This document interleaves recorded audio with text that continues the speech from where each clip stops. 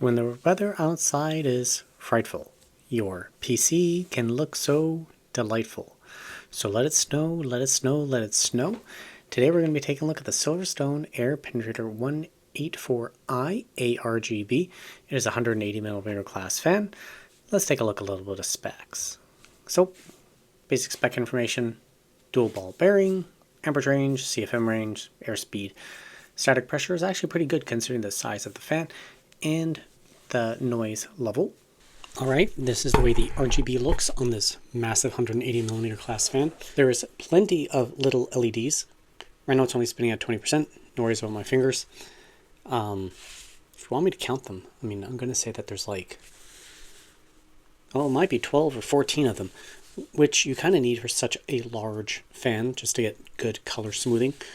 And of course, all of those are LEDs. It does add up in cost. Hence one of its aspects, but you get lots of illumination from it. So if your case utilizes larger fans, this might be an awesome pick if you want some RGB bling. Now, I know it's not going to show up very well on camera here, but it does have rubber pads right there, which means mounting it to your case, it'll absorb a little bit of vibration, so it should help make it nice and quiet.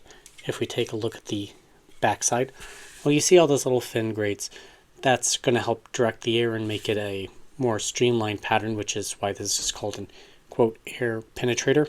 It's designed to thrust air through a body of a case in as focused a pattern as possible.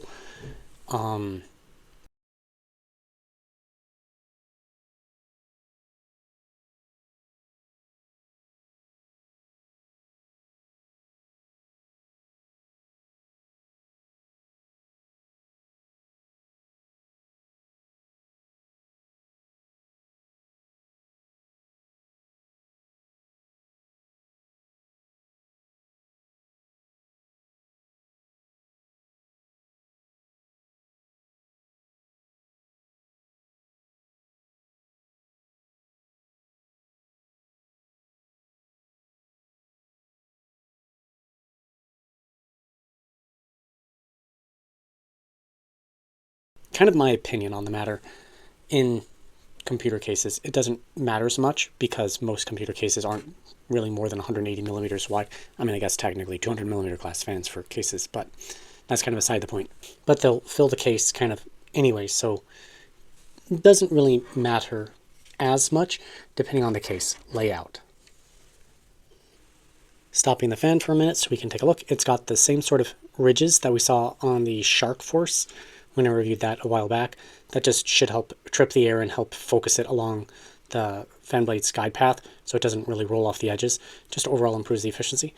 The blades get remarkably close to the edge considering how basically big the fan blade is. So it's just more material to stretch that sort of thing, so it makes perfect sense. Yeah, overall, I think it looks pretty cool.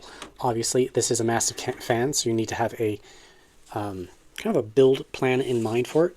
So how are you going to use it? Let's get into more details about this fan and its performance. The first test is the case simulation airflow test. So this was taken at 4 key measurement locations: the 6, the 9, the 11, and the 14.5 inch mark, which simulates various size computer cases as per my case analog on the display.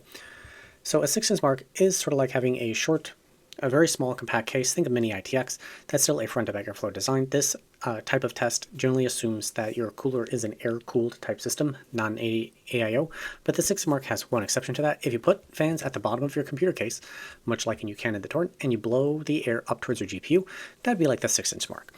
Then we have the 9 inch. The 9 inch is like a compact tower. Think something that would be more like a media center type PC. 220mm class fans would fit inside that length. Then you have the 11 inch mark. This is your standard mid towers. So think a 360 AIO would be the equivalent length of that case. And then the truly large towers at the 14.5 inch mark. So depending on what size computer case you're planning on building into is which data point you want to focus in on the most, just for the future graphs in this section. So the first is noise normalized, distance versus airspeed at my 10.5, rounding up to 11 on the graph label. Airspeed versus distance away from the fan. So the horizontal axis is the number of inches away from the front fan the CPU socket would be roughly positioned. The control fan here is 3 parts A12 lengths 5 to 1 part A14, created a blended 130 millimeter class fan. Doesn't actually exist in reality, but I want to have something to be able to compare every single fan up against. So my control fan is crushed by the air penetrator. As we saw early in this video, the air penetrator design is basically designed for case airflow. It focuses that airflow. At smaller cases, it won't make as big a difference, but the higher CFM actually does have an advantage here versus that airspeed in that smaller case, but that's assuming that you could find a case that would fit something that small. So you'd really be looking at putting this fan in the floor of your computer case. As we move up to 100% pitot fan signaling, well, it continues to dominate my control fan, creating a very level line where it doesn't lose much airspeed in my case simulation test. In this particular test, with this particular fan, the case airflow actually acts like a CFM test within that open size because the fan just fills the volume, which is why you don't see any of that decrease in airspeed across the entire length of the case. Now cross-comparing against other fans. So in this selection of fans, I chose 140 millimeters, I chose 180 millimeters, 200, as well as when I tested two A12X25s and two 140 fans that do come in the Torrent computer case. And the air penetrator destroys them all. Like, I thought that the, where is it? Red line, solid, right there. So again, so this is the noise normalized at 10.5 decibels. So right here, this darker red line that I'm tracing out is the X2GP18. That's the 180s that come in the Torrent. I thought that was a pretty good fan for what it was. And then started testing, well, more and more fans. So the Soundwings 4 Pro really do a little bit better. And this Diamond is two A12X25 sitting at the front. It's like, okay, well, 180 just means you don't need as many fans spinning, even though it's at the same noise level. And in those tests, I have a dedicated video on testing two A12X25s and two 140 millimeter class fans, if you're curious about that.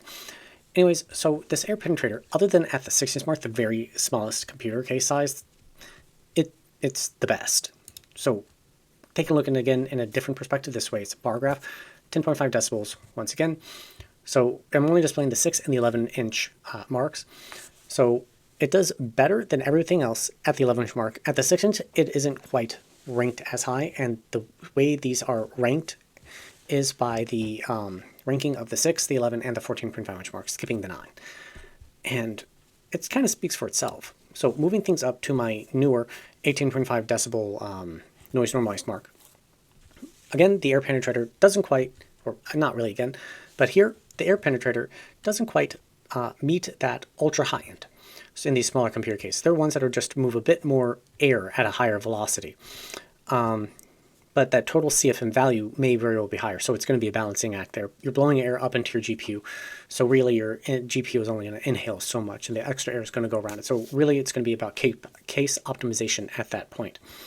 But when you're looking at the 9, 11, and 14.5 inch marks, it's crushing it.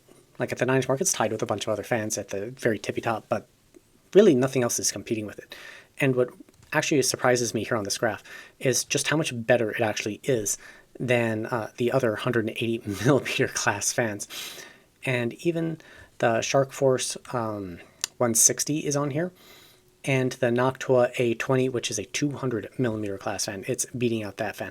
So that that extra feature on the back of this fan that actually helps concentrate airflow really is, well, it's doing its thing on this fan, and it's making it clearly evident why it's so flat. Taking a look at it again, just in a different way, the bar graph, we're going to move on. Now, cranking things up to 100% pitot fan signaling. These are each of the fans' maximum RPM that they can hit. And the air penetrator 180i is still good at the 6, the 9. Now it's in second place at the 11, and it's the very best fan I've ever tested at the biggest computer cases. When you have other fans that can spin at higher RPMs, they're going to crush it at shorter distances. But if they can't concentrate airflow, it's going to drop off. And it comes down to how well can it concentrate the airflow and how much air volume is it actually kicking out to blow through your computer case. So bigger fans will generally do better in this test. But the air penetrator just, it's completely surprising. It's basically a flat line. And that's the story here. It is the case fan to get, assuming that there's no obstructions behind where the fans are sitting to blow air back. The moment you have those obstructions, it won't matter nearly as much that it can concentrate that airflow. So it needs that clean path to get the air to your CPU cooler. So these are a viewer suggested graph, and these are locking in specific RPMs. And the RPMs of choice, first one is 800 RPM, and the air penetrator is the absolute best fan I have tested at this specific RPM by not even a small margin. So now we're going to be taking a look at airspeed versus decibel rating. So this is across its entire PWM sweep. And the air penetrator, oh, this is also at the 9-inch mark.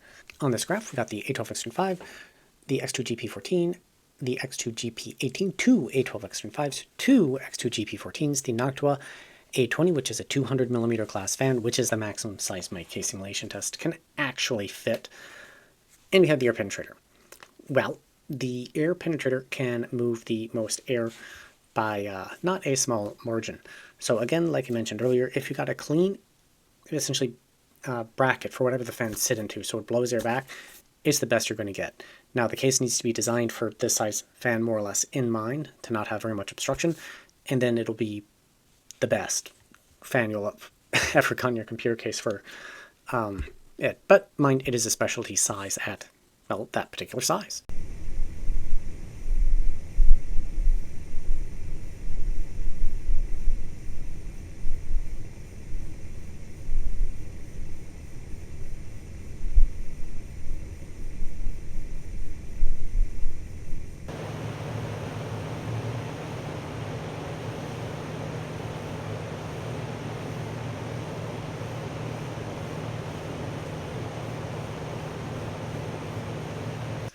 Now we're taking a look at value. We are skipping how it does in a CPU cooler because I don't know of any air coolers that fit a 200mm class fan. If they exist, I would be curious to know what it looks like. Anyways, unfortunately, this fan is not a particularly great value.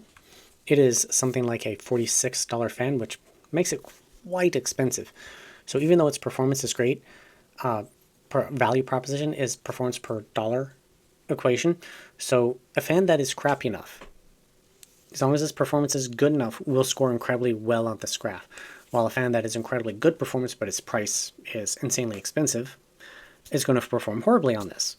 So you need to take it all with a grain of salt. So depending on what so you need to know what kind of price range you're going to be most interested in to know whether a particular fan is good value or not. So all that in mind, the air penetrator isn't particularly good value, it's just too expensive. Even though in a raw sense, it is an excellent fan all around for, well, cooling down your computer case, getting air cycling it in and out, assuming that case is designed for airflow in mind. And that brings us to the end of the video. This is the raw data. The raw data does belong to me and my channel. If you like what I'm doing, please think about giving me a thumbs up, hit that like, subscribe, because I'm always doing fan testing and as well as other fun shenanigans. I recently got a 3D printer, so I'm testing that as well as making, well, new hardware for this channel. And so that's going to involve some, not all the fans, some fans getting refreshed with new additional data so that I can kind of build that data suite out, and I'll be rolling it into future videos. All this is made possible by you, the viewers, and join me as YouTube or Patreon members. Those of you who have joined me, you guys rock. It's actually coming a long way in helping support this channel. Recently converted my old home gaming computer to a test system, among other things, so it's slowly building up in that regard to make this channel a little bit more sustainable so I can actually buy products when companies aren't willing to communicate with me at all. Anyways, so thank you all. And I have a Discord. You can chat with me there. You can chat with me here on YouTube, whatever you like. I'm on Discord periodically. Happy to answer questions. Anyways, hope to see you next time here on Computer Tech and More. Thank you for making it this much. Thank you for making it this far into the video, and I'll see you next time.